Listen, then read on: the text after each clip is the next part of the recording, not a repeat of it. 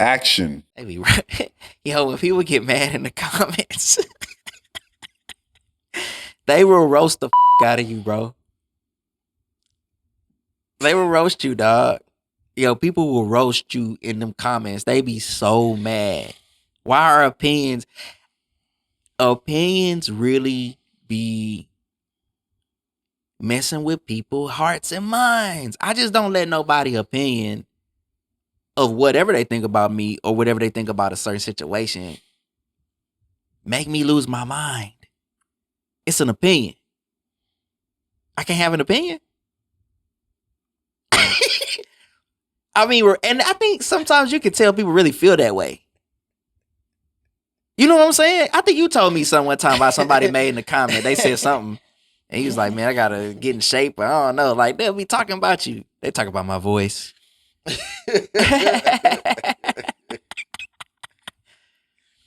Opinions. That's what you want to come in at. Man, come on. I mean, hey, I'm just talking.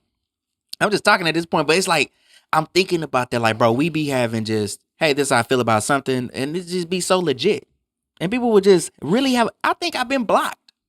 By who? Who blocked you? Why'd they block you? I don't know. I know that people would block me for my opinions on things, especially when like I think there was a comment I made. Do you think that's a good thing or a bad thing? Like if a person can block you, like there are a lot of people that I see on my timeline, and the things I see, I just don't even agree with it at all. And sometimes I think about blocking it, but I don't block it, and it'd be so offensive. They'd be saying things I'm like, man, how can you even say that on social media? Now, hey, I have gotten rid of man haters, but I mean, if you're a man hater, I'm getting rid of you. I don't want to see that. Like, once I see like the feminist perspective, look, you can tune out who you want to tune out. Just tune them out. You know what I'm saying? I think if you've had a personal relationship with them, hey, I have personal relationships with people that have a really different view from what I think and feel, but I don't necessarily block that person. You know, I just think it may be a little childish at times, depending on who it is. But I don't let someone's opinion about a certain topic offend me so much to the point to where I'm willing to come to blows. I think social media is probably the most powerful drug in America today. I think you come in an amazing place, right? The physical world is so much better than the digital world, but the digital world is easy access, and I get to be whatever, bro. I can have whatever type of emoji I want. I can put filters on my face, and I don't have to. It's an imaginary world. The internet is a very hard place for me because I want to experience people in real life. I want to see beautiful women. I want to have that type of experience. When I'm hanging out with guys, I want to go do something fun, shoot some pool, have some drinks, laugh, shoot the shit. And this whole thing that's going on right now in the digital world, they say things in the comment section they wouldn't say in real life. They just wouldn't even say it. They probably wouldn't even acknowledge you in real life. And so when I read the comments, I'm like, sometimes they can have some effect, and sometimes I don't even know what to tell you. I think Joe Rogan refers to it as post and ghost or something like that. Like you just kind of post and leave. That's exactly what I really typically do. To be totally honest, I've always been this kind of person too. Like if I'm telling you something that I really believe in, and I know that I'm not swayed in it because it's something that's really deeply rooted in me, I don't give a fuck what you say. Like I almost expect, and I've had a lot of. So this is where I think the my confidence comes in from one being an artist, being on stage and performing in front of people. So you have to be critiqued, even when something you have is really not good. This is why you should pursue things that you really want to pursue, and shit, getting women, macking on women, all of them ain't gonna like you. Some of them you might be in front of them spitting your thing or whatever it is, and one of them, the one that's talking the loudest and is so against you, is giving it up next week. So it's like I already know a lot of y'all just cap, it don't matter, and men already know. Like, you see this brother right here, I'm not trying to get into it with him because I understand that this man gonna stand his ground. I'm gonna stand my ground. So I'm always negotiating and politicking in such a way with all That's men. what they say. With men, Right. There's always a low threat of violence. Because we know, like, depending on, you've seen men when men are raising their voices, emotions are tied in and something's could potentially break off. So that's why we negotiate with our minds and deal a certain way. So when I'm making my opinions and I stand on it, go ahead. I come from a family of loud people. Like that's just how they talk. Like I got multiple uncles. I got two brothers. I got two sisters. Like sometimes if you want to be heard, the only way you can get heard is to raise your voice in a way where they can hear you. And lived experience it's a big deal, right? We focus on the negative though, because when you look at your comment section, I know that you have looked at it, you know what I'm saying? You're gonna have a mixture of people though. You're gonna have people that agree with you, that really agree with you and saying amen, and then you're gonna have the opposers. Man, we focus on the people that agree. If you understand and agree, that's how you expand with there to me. Like if I see a like-minded person, that's just what it is. The naysayer, I'm not interested in conversion, even though they'll just convert off default. Why? Because a lot of people are just follow things. That's another thing that makes social media is so powerful that it will really shape our minds and how we process information with that silly question of pick the girl or Why pick the bear. why would we let that happen? I'm We're- I'm for real. I had the privilege of being incarcerated for a little while, right? And when I came home, this was like 2019. When I came home, I saw that the world had completely changed with Instagram and everything. Like the way people interacted with each other, Instagram had so much leverage in people's lives. In real life, they thought, man, if I get like 100,000 followers or subscribers on Instagram, then I have social clout and girls will like me. And I was like, man, what if you really invested in yourself and got stronger, smarter, more charming, more charismatic? Don't you think women might actually like you in real life? Where I've met women, bro. I was talking to a young lady, and the young lady, I was talking to her, and she told me to go to her Instagram, and I was like, wait, what? And she like wanted me to scroll through her Instagram while she was talking to me. I was like, man, you better stop playing with me, okay? I can see you right now. She didn't even look like the same person. I was like, what are you doing right now? Man, listen, what you just said is key. Keeping yourself sharp, keeping yourself up, and getting out and interacting in real time is nothing better like that. And I'm gonna give you the value in this and how it comes back to social media. Went out to a spot with my homies. They invited me out. I hadn't been out in a while. It's called Mocha. Used to be Cafe 4212 on Alameda. We met up there. I wasn't Cafe 4212. yeah. It's called Mocha It's now. called Mocha now. So check I this like out. that place. It's a nice place. Almeda's a strip now at this point. I mean, it's all dope. It's all kind of stuff going on. Okay. Long story short, we get in there. It's a player little spot. Everybody in there cool, smooth, jazzed up. You know what I'm saying? It's all good. Get to the back. We had tables already. There was affiliation with the owner there. So it was all good. The patio? The patio. Okay, with the trees. Later okay. on, man, the women just come. It's like, now right up the street. This is important. On this same street, I'm talking about oh my goodness, right? There's a spot called Tipsy's that's right up the way. Mm-hmm. Shannon Sharp and Ocho Cinco was here for something, I think a podcast. And on that clip, it's a clip going viral because it was posted on one of my Facebook groups. Yeah. He mentions the two spots that he went to, and one of the spots was Tipsy's, which was right up the street. On Alameda. On Alameda. And he was like, hey, man. And Shannon was like, he live in Atlanta. He was like, man, the baddest women are in Houston. Houston is the place to be. I've been saying this for 10 plus years, not just because I'm a native here or Houstonian.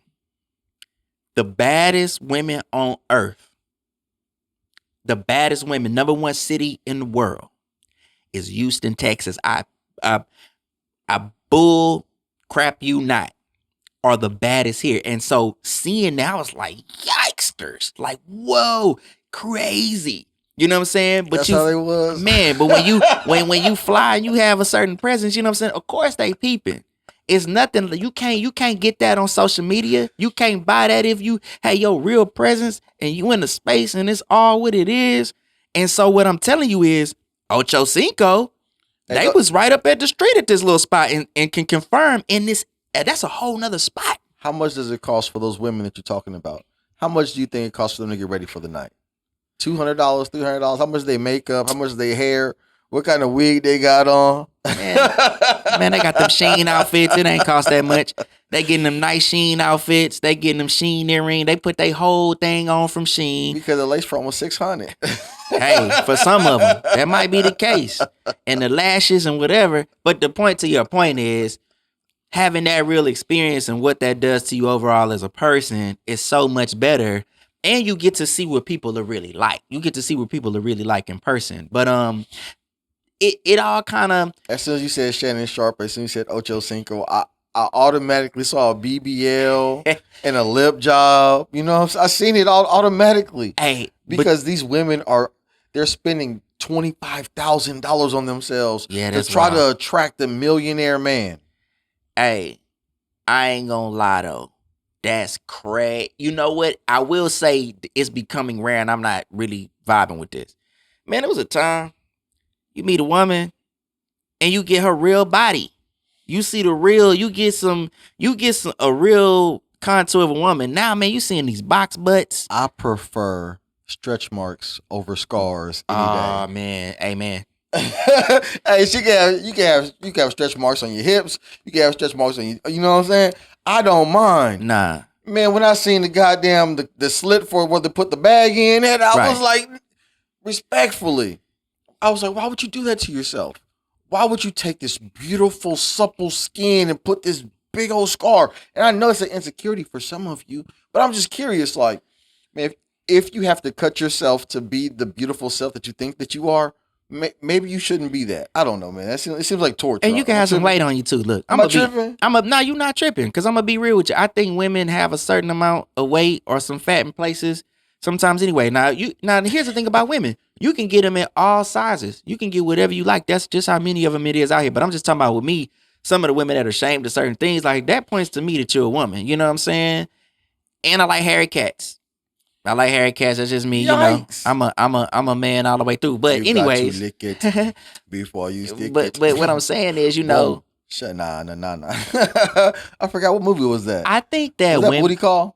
Yeah, that was no. Yeah, it was Booty Call. It was Booty Call.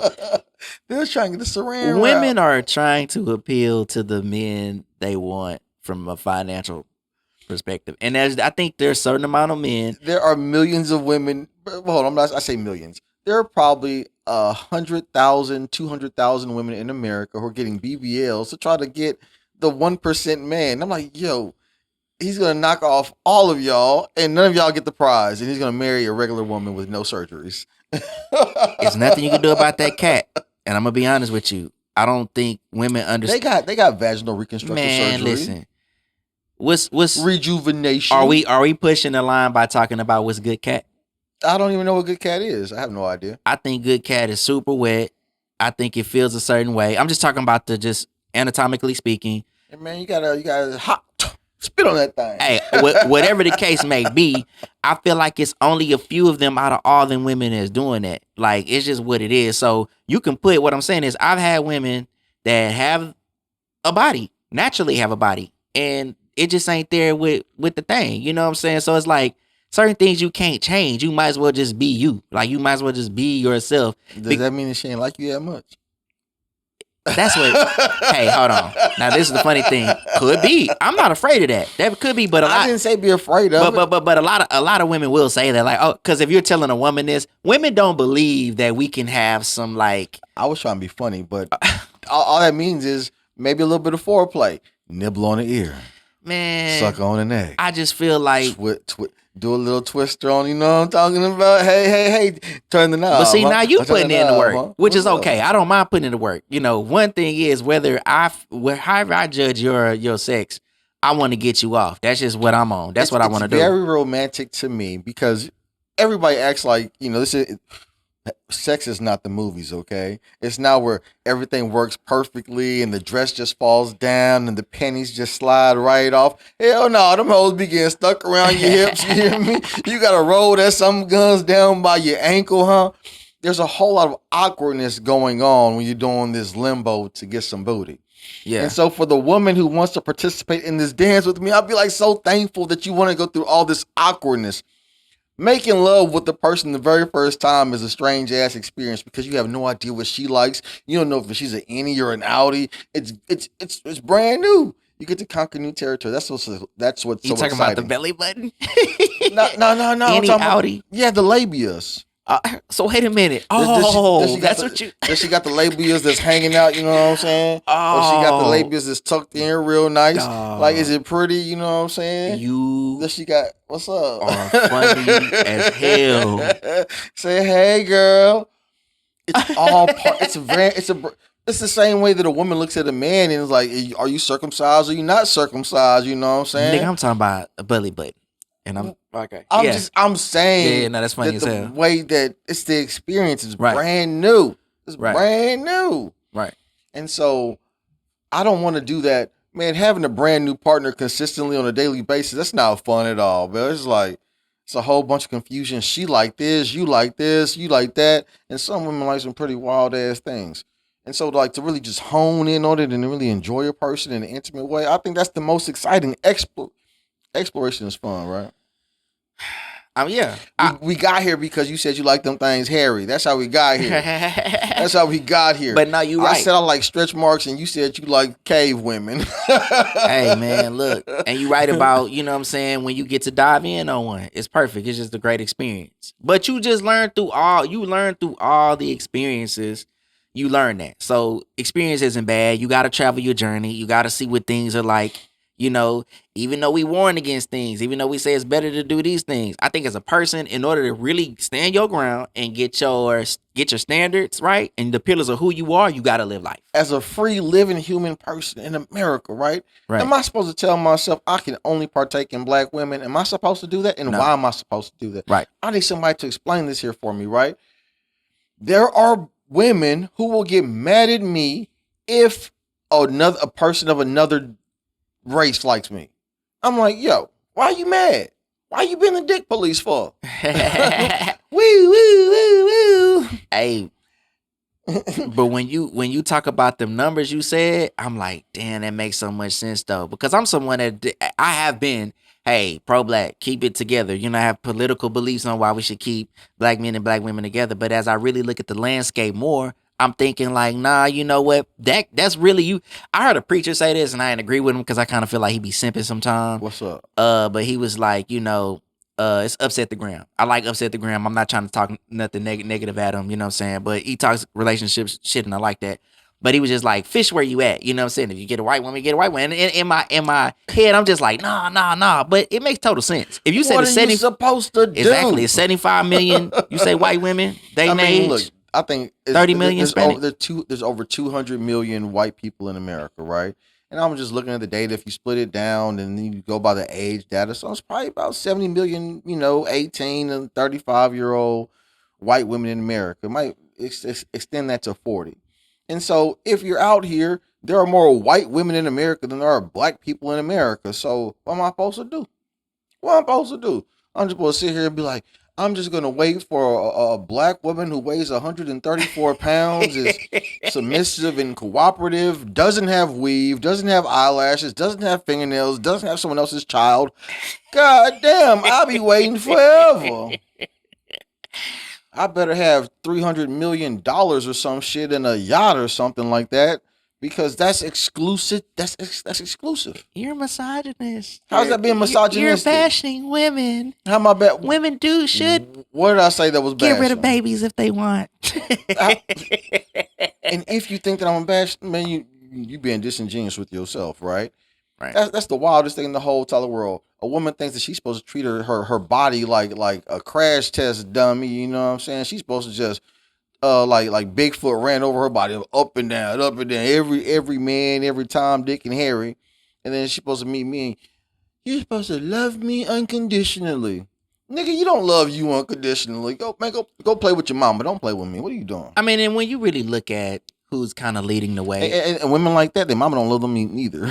And you got everybody fires them, bro. They ain't got nowhere to go. You got some black women in the space that are leading conversations that are like this and talking about how feminine women overall need to be. But a lot of that space is being led by white women and other women. I ride the bus, right? I ride the bus to go all across Houston, up and down Houston, to go to the north side. Houston is 2 hours plus. Yeah, right. Man, if and I'm riding the bus because I'm on child support and I owe a whole lot of money.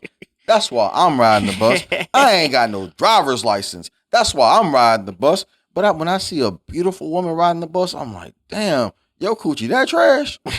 Oh, man. If you carrying groceries on the bus and you're a beautiful woman, you have mismanaged your talents. Right. I don't care. Get mad at your mom. I don't care. I don't care. Hey, and you still getting them cheeks. It don't matter. Like, you know what I'm saying? Regardless to whatever the grind may be, you still getting them cheeks. There's women on the bus too, man. There's women out there. Like, it's just what it is. All I'm saying is your beauty is a commodity. Right.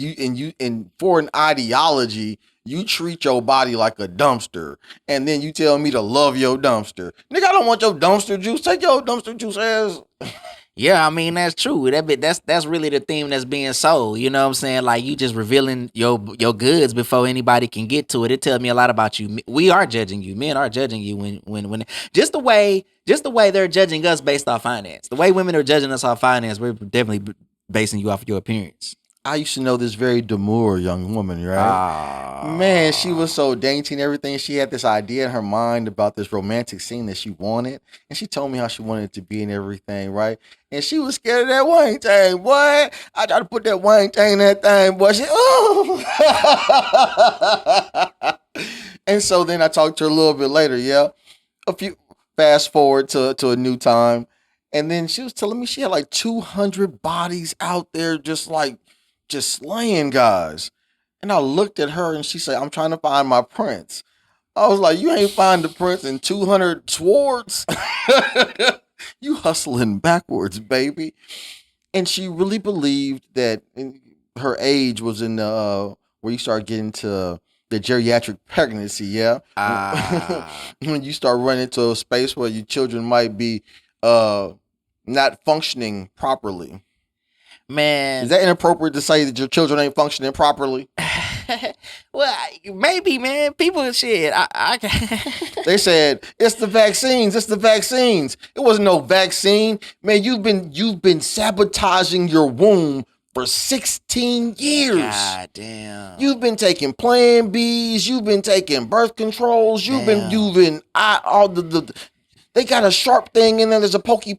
I'll say this: there are They couples. got the pokey in the joint. I've seen married couples, have children around that time, and it all be good. But that's a situation y'all don't want to be in. So, like, if you really out here, you know what I'm saying, giving it up, you know, yeah. Jesus loves all the precious babies, and I want them all to be healthy. But you don't want the baby to be healthy. You've been killing your womb for 16 years, and you asked me talking about respect your body. You don't respect your body. You call me an alcoholic. Lady, you've been putting fucking fake hormones in your body for 16 years, talking about, I don't know why I keep having these acne breakouts. I wonder. I don't know why I got a beard. Hey, the insinuation you're giving off to even let somebody know you gonna get the Plan B is that you don't expect for this person. They raw dogging. And I already believe this, that most people at least in their 30s, y'all raw dogging. Y'all are not out here using protection. That's why now you got this thing with the STI, STD rates that's going so viral that we've spoke about in the past. And now, once you start wading through all the, you ever seen Shawshank Redemption? Yeah, stop. To get free, Andy Dufresne had to like 400, 500 yards of doo-doo water to get free. And so out here with these women, when you know that this person had 3, they ain't make it. They popped 4 pills. They ain't make it. They had 9 children that ain't see the light of day. Tell them about. So how you gonna be in a relationship with anybody? That's my wife. Most of the time they're not gonna tell you though. They get so mad. That's okay. That's between her and Jesus. She knows who she is. What I'm saying is that exists in very specific communities at high levels. And I don't want to say what those communities are because I don't even know. It's the good lady lotto. You play your cards to the best of your ability, but you can kind of tell a woman by her behavior. And if you get senses that she's not, a lady, then you gotta leave that person alone because she done probably executed 37 babies. Man, that's crazy. Hey, yeah, I mean, you really gotta choose the best mate for you. I think you said, I don't know when, this could have been off air, this could have been previous, you know what I'm saying? But you got somebody that was good for you. And I think at the end of the day, the thing that's going to work the best, it's going to be somebody that's good for you. And that could come from anywhere. In ancient Rome, the way they found the brothels is they found a baby graveyard. The brothels were where the baby graveyards were at. And so Is this true? I'm not playing with you, boy. This is facts. Man, so Yeah. they can find Bro, you always the got a brothel fact. by a baby graveyard. Dog. This is Sparta. Any deformity, any abnormality, and so everyone wants to act like women are so compassionate and so nurturing. Man, they will execute that baby the moment it interferes with their livelihood. And this is. How am I supposed to progress in the conversation past that? I'm just saying, they will execute a baby if it interferes with the livelihood. How am I? Huh? I work at a company that don't give me no maternal leave. And so, I got to maintain my 6-figure salary. I got to maintain my figure. You think I'm going to let a baby destroy this sweet body? Huh? I've heard women What's say that up? too. That's crazy. And that, I mean, damn. Bro, I ride the bus and I donate plasma, right? I was at the plasma center and this woman was hitting on me at the plasma center. When I got to the plasma center, they called me Teddy Pendergrass. I didn't know why they called me Teddy Pendergrass. I don't know if it was because of the beard or the sound of my voice. I don't know. And then the woman, she dared me. She said, I bet you won't sing. And she said, don't do it. Don't do it. They rapping at me while I'm donating plasma. So when I say that women love broke niggas, boy, she was gonna smash me on that table right there when I got the IV in my vein. You hear me? And so as she's rapping at me, she tells me I just had an abortion and she's 38. Huh? Now guess what race she is? What race is she? Black women. Ah, yeah. What's up, man? You just told me you executed a man's baby as you tried to give me that vagina. What kind of games are we playing? And you telling me I'm supposed to marry somebody out here? And she working where? At the plasma center. So it's like, hey, y'all wasn't what? That's why we can't call ourselves broke. You're not broke because you're out there. She makes $17 an hour selling blood to vampires. That's a crazy ass market. Let's get it. Listen, dog. That is the average fucking citizen right now. That's the average person going through that. So we're the only people caught up in this delusional ideology of what we supposed to have and how we should be living. And it is our people. Is there anybody in the comment section that just said, I just donated plasma twice this week and got $130? I'm just asking. I'm just very curious. Bro, I'll be at the plasma center.